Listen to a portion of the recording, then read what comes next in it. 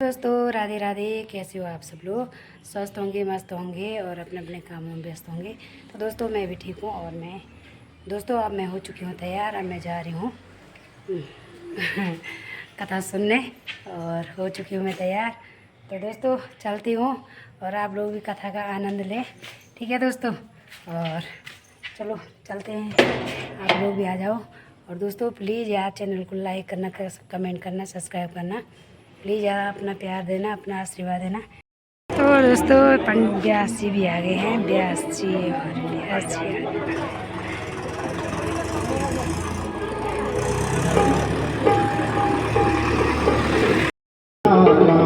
जय जय सिया राम, सिया राम जय जय सिया राम, सिया राम जय राम जय जय राम, सिया राम जय जय सिया राम, सिया राम जय जय राम, सिया राम जय जय सिया राम।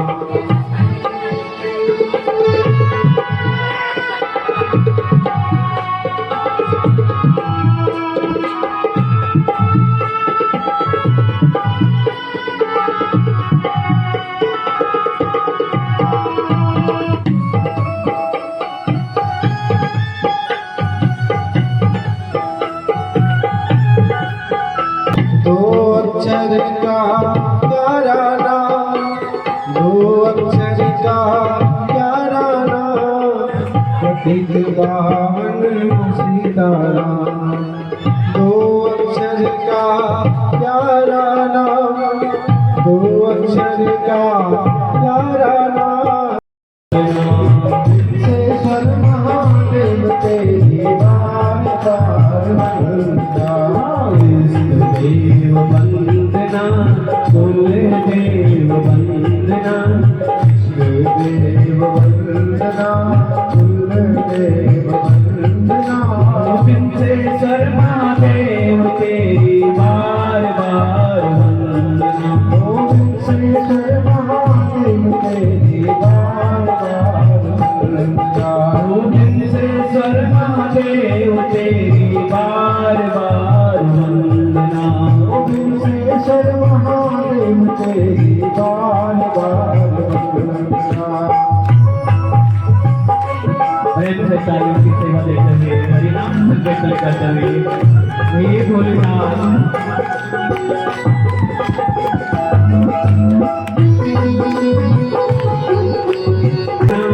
बद्रीनाथ वंदना, केदारनाथ की वंदना, बद्रीनाथ की वंदना, केदारनाथ की वंदना, बद्रीनाथ की वंदना, केदारनाथ की वंदना, बद्रीनाथ की वंदना, बाबा रुद्रनाथ तेरी बार बार वंदना, बाबा रुद्रनाथ तेरी बार बार वंदना, बाबा रुद्रनाथ तेरी बार बार वंदना, बाबा रुद्रनाथ तेरी बार बार वंदना, देव वंदना, कुल देव वंदना, देव वंदना, कुल देव वंदना, गोविंदेश्वर महादेव तेरी बार बार वंदना, गोविंदेश्वर महादेव तेरी बार बार वंदना, गोविंदेश्वर महादेव तेरी बार बार वंदना, गोविंदेश्वर महादेव तेरी बार बार वंदना।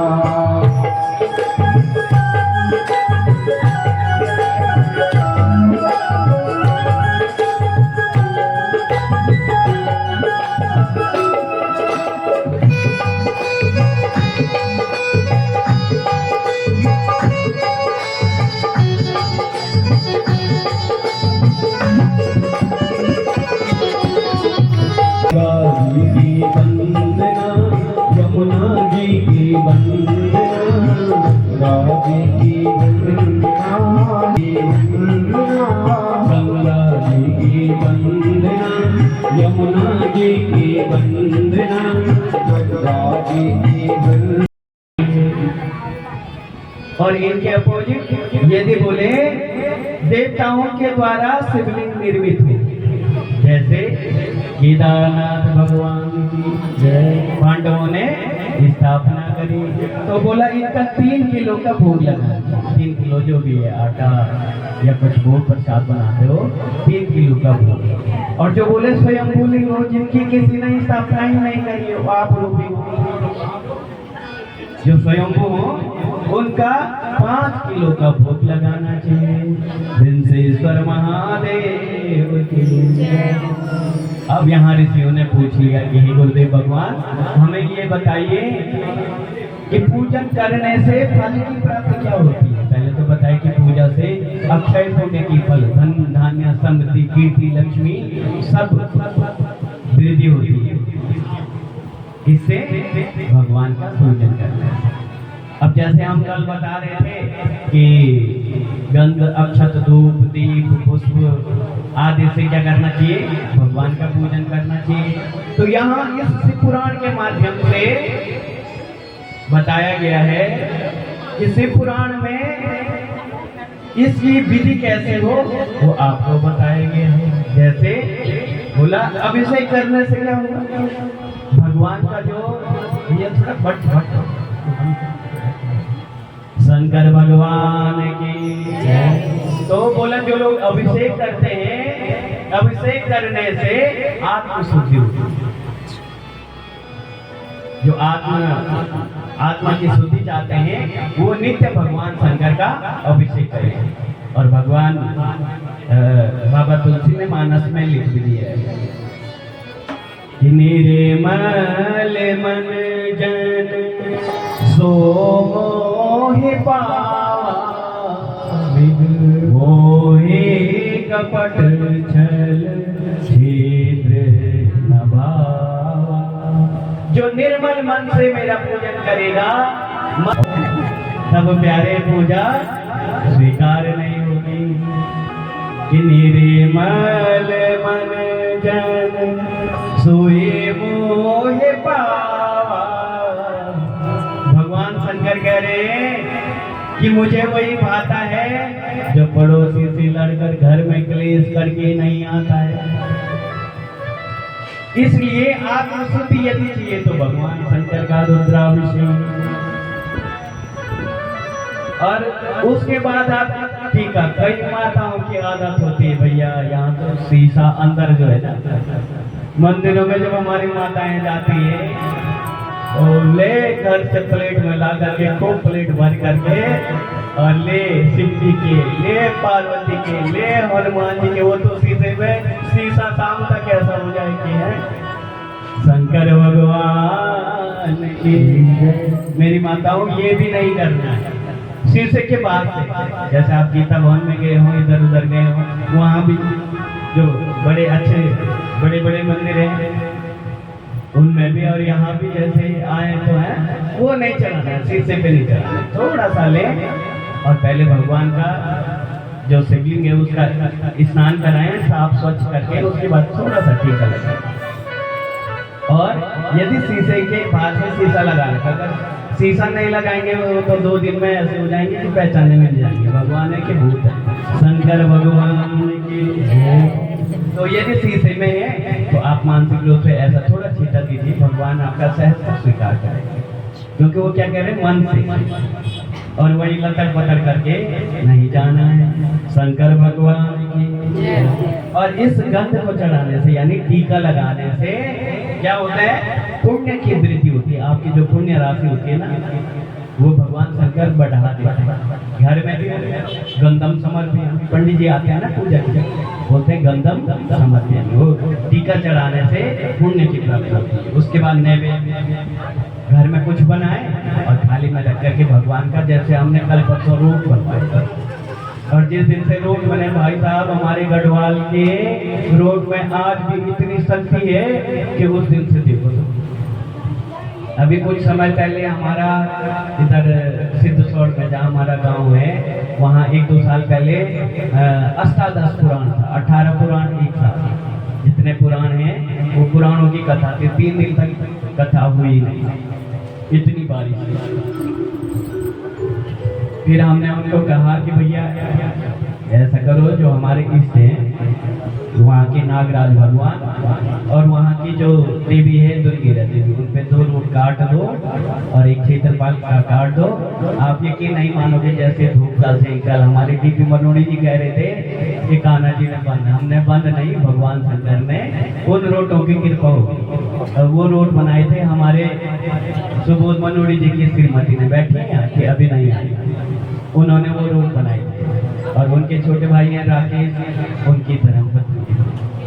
तो आज भी भगवान प्रत्यक्ष हैं कि मानो तो मैं गंगा माऊं, न मानो तो बहता पानी। हम विश्वास करते हैं ना भगवान पे, तो हमारे मन में अगर छल कपट नहीं है तो हमारी अर्जी बोल के दो, स्वीकार, भगवान स्वीकार करेंगे। अभी इतना भी कलयुग नहीं आया है कि भगवान हमारी सुने। शंकर भगवान तो जो नैवेद्य है, नैवेद्य चढ़ाने से भी आपकी आयु में वृद्धि होती है, दीर्घ आयु। यदि आप चाहते हो तो अपने घर में हमेशा कुछ न कुछ बना करके भगवान को निवेदन करें। और जब आप निवेदन करें ना तो ये चौपाई जरूर बोलें, जो हमने कल परसों आपको बताई थी। हमारे साथ गाएंगे, क्या पता गाते गाते आपको याद होगी। कौन सी, किसी को हुई याद? किसी को अगर याद हुई तो हाथ उठाओ। किसी को नहीं। शंकर भगवान तो वो है, जब आप भोग लगाए ना भगवान का नैवेद्य चढ़ाए तो उस समय बोलना है कि तुम्हें ही निवेदित। अभी लेंगे नहीं, अभी केवल माताओं को जाएंगे ताकि इनको याद हो जाएगा। हम गीत में हम गा के आगे निकल जाएंगे, इनके पहले ही निकल कर यहाँ से सुना और यहाँ से गोविंदा। इसलिए आपको याद हो जाए, आप जब भी भोग लगाएं कि तुम्हें ही निवेदित भोजन करहूं।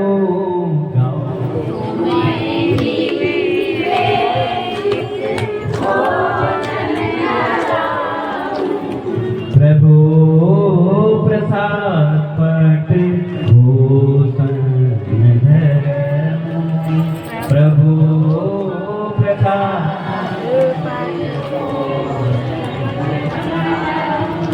प्रभु प्रसाद पट भूषण धरहूं।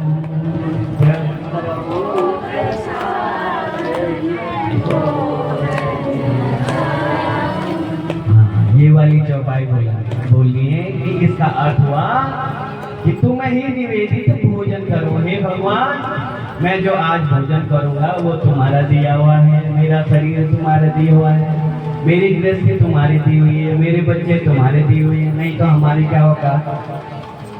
चित जल पावक गगन समीर पंच मिलित अति अदम शरीर। 5 तत्वों से भगवान ने हमारे शरीर का निर्माण किया, 5 तत्वों में मिल जाएगा। तो हमारा तो कुछ भी नहीं है, सब भगवान का है। तुम्हें ही निवेदित भोजन करो और प्रभु प्रसाद पट भूषण दो। तुम्हारा जो जूठन बच जाएगा उसका प्रसाद में और अपने परिवार को पवाऊंगी या पवाऊंगा। शंकर भगवान की जय। इस प्रकार से जब आप हमेशा अपने घर में खाना नहीं बनाओगे, भगवान का प्रसाद बनाओगे, तो आपका घर ही मंदिर बन जाएगा। और उस प्रसाद को पाने से उनकी मति क्या हो जाएगी कि निर्मल मन जन। वो धीरे धीरे धीरे करके उनकी मनोवृत्ति अच्छी होगी, धर्म की राह पर चलेंगे। आपको भी धर्म करवाएंगे और अपने आप भी धर्म करेंगे। शंकर भगवान की जय। तो ये परिवार जैसे शिव परिवार हो और वहाँ पर शिवलिंग हो तो वो प्रसाद ले सकते हैं, क्योंकि उसमें पूरा परिवार है। लेकिन जहाँ पर केवल लिंग हो वो प्रसाद ग्रहण नहीं करना चाहिए, दोष लगता है। ये जो चंड नाम का जो गण है ना भगवान का, इसका अधिकार उस पे। बोले शंकर भगवान की। और इसके बाद बोला भगवान का नित्य क्या करना चाहिए, भस्मी रुद्राक्ष और नाम जप नित्य करना चाहिए। भस्म का टीका हमेशा लगाना चाहिए। जो कासे की भस्मी आती है ना, या यज्ञ की जो विभूति होती है वो माथे पर लगाना चाहिए। और भगवान शंकर के रुद्राक्ष हमेशा धारण करना चाहिए। एक मुखी हो, दो मुखी हो, तीन मुखी हो, समय होगा तो हम जितनी मुखी रुद्राक्ष हैं उनके बारे में आपको बताएंगे कि एक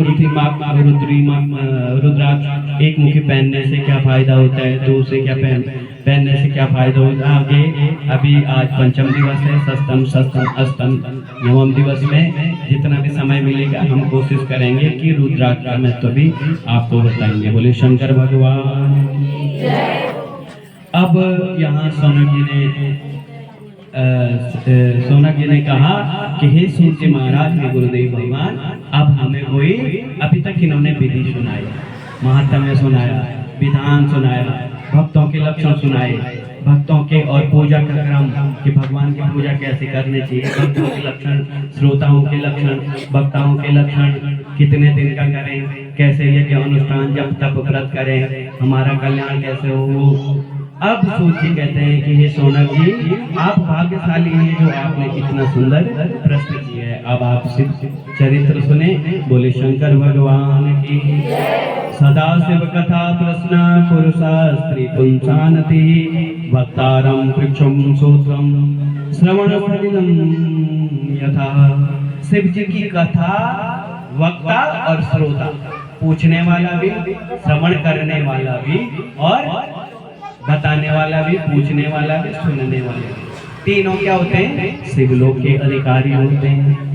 तो हमारे साथ थोड़ा गुनगुनाएंगे कि जिन्ने यह कथा सुनी नहीं काना,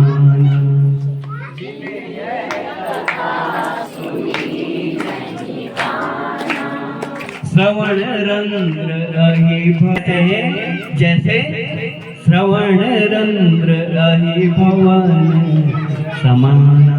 जैसे कोई पुराना मकान होता है, आजकल गढ़वाल सबने छोड़ दिया, तो गढ़वाल में जब आप जाते हैं तो दो चार मकान हैं वो भी टूट गए हैं। तो बोला श्रवण रंध्र रही भवन समाना।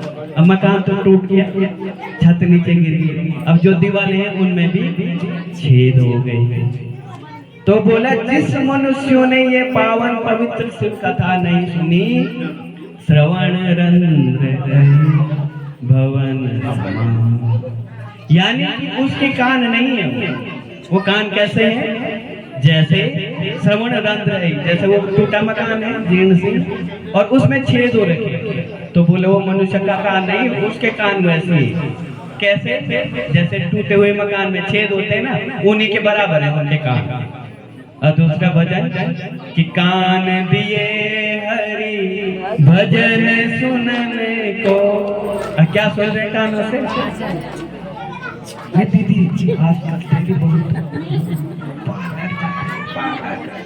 शंकर भगवान की। अरे कहाँ तक लगाऊं उसकी? खाना बनाने के लिए तैयार नहीं। अरे बहन, हमने तो इसकी उम्र में अब हो गई लड़ाई, तलाक हो गया, डिवोर्स हो गया। ऐसे ना कर, अगर ऐसा नहीं करोगे तो घर के परिवार बच जाएंगे।